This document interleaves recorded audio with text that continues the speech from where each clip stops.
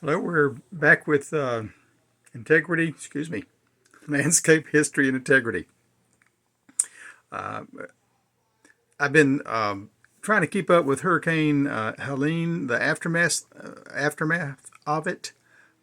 Certainly, there's destruction all the way from Florida all the way up through Georgia and into North Carolina and Tennessee. What I've been focusing mostly looking at and what I seem to find on the internet most easily is the information about what's going on in western North Carolina and eastern Tennessee. And it's devastating. It was devastating. The landscape was redesigned by nature. And in the process of that, it really, destroyed people's lives and their homes, their livelihoods, etc. It's a pretty messed up situation. You hear a lot about FEMA not functioning, and I think the aspects of what FEMA is. FEMA was begun as a agency to support the continuation of government.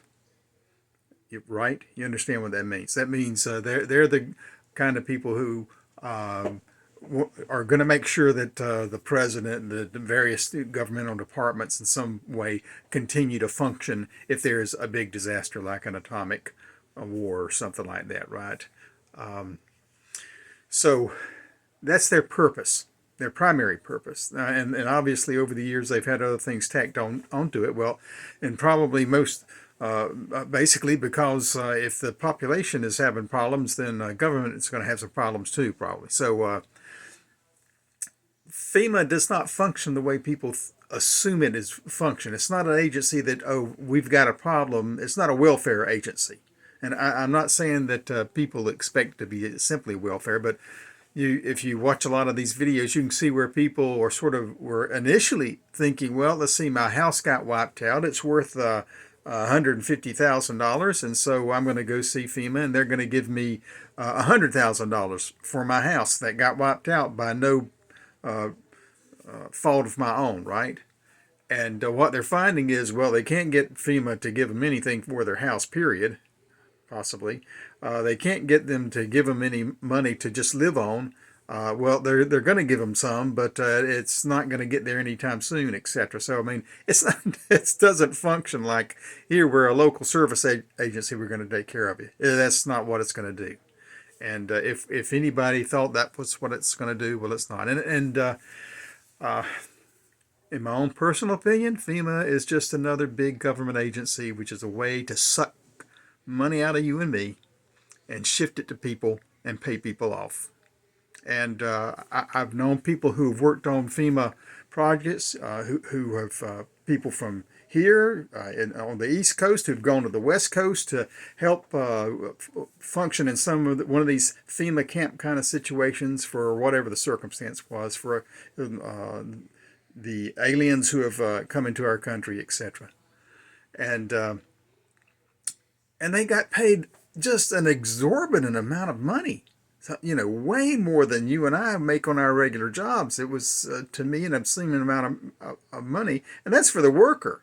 So you can imagine how much the contractors for FEMA get paid. Now, if you're a FEMA contractor, I'm sorry. but and That's just my opinion. I think there's a lot of people who get paid off in different ways, whether it's book deals, whatever it is, they get their money. And the government takes your and my money, and then they shovel it off and give it to these other people to pay them off to do their deeds, to be their representatives. So you've got people who, there's contractors in North Carolina right now who are from California. They may have the best heart in the world. They may be hard-working people, and their main purpose in being there, from my understanding, is to work on roads and stuff like that, to do the big, heavy work of getting the infrastructure rebuilt. They're not there as much as they might care about other people, and, I'm not trying to knock anybody down for not having a heart. But they're not there to do the things that so many of these people need. And what I want to do is I keep seeing these videos because I'm trying to stay up on things.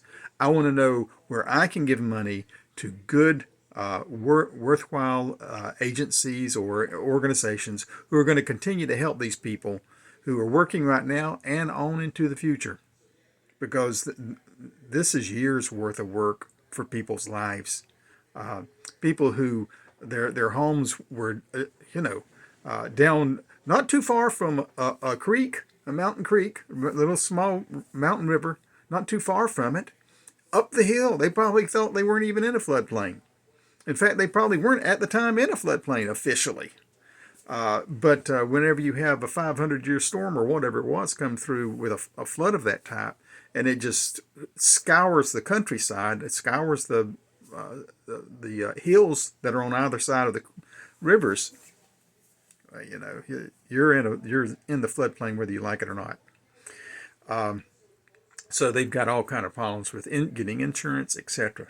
But anyway, so you've got people who are working for FEMA. These FEMA camps, I've been listening to people talk about FEMA camps getting built all over the United States for the last 5 years.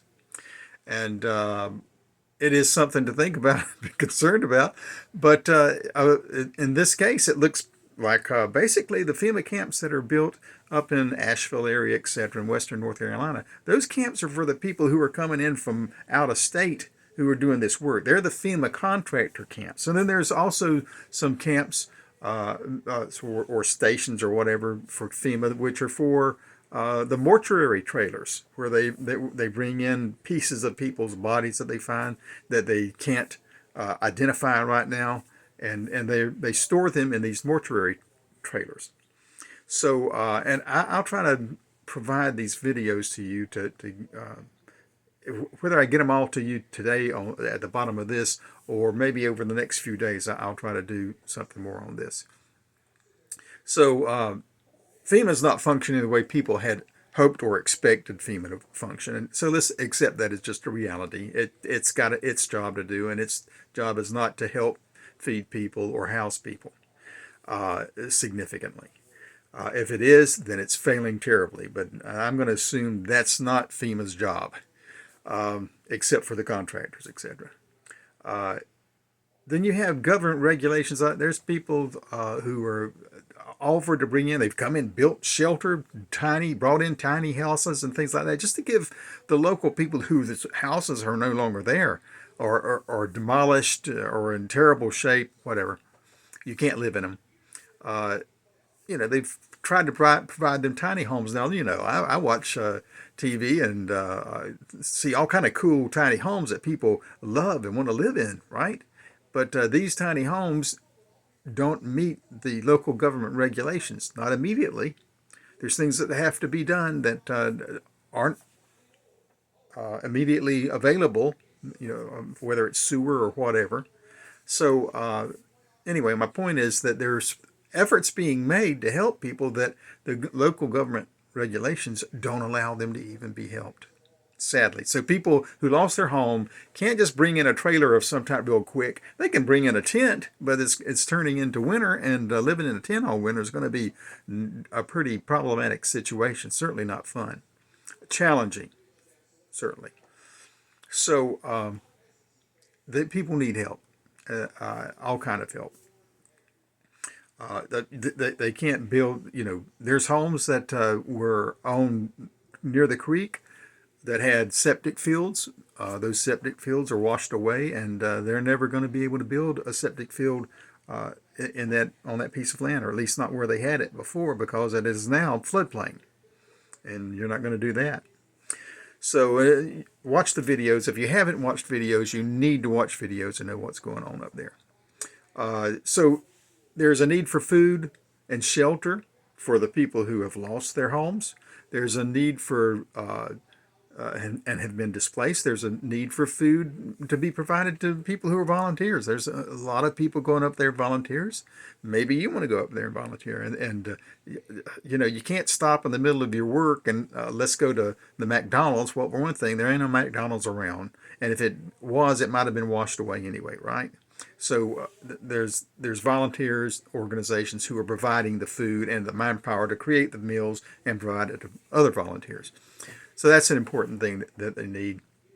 And of course, they just will continue to need workers to help. And you can see all kind of videos. Some videos, I'm sorry, some videos I watch, it's like a family vacation.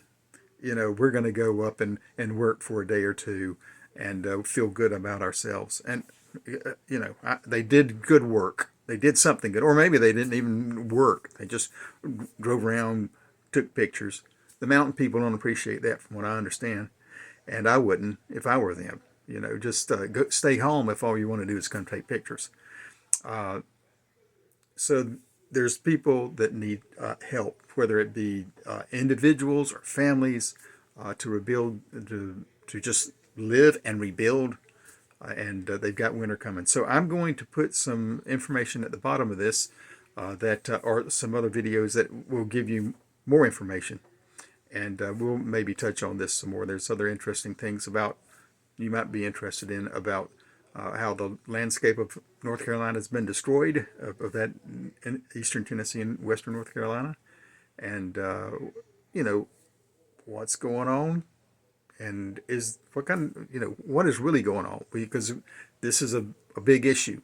This is there integrity in what is being offered to people, or is there scams, or is there just a lot of lies and a lot of hot air?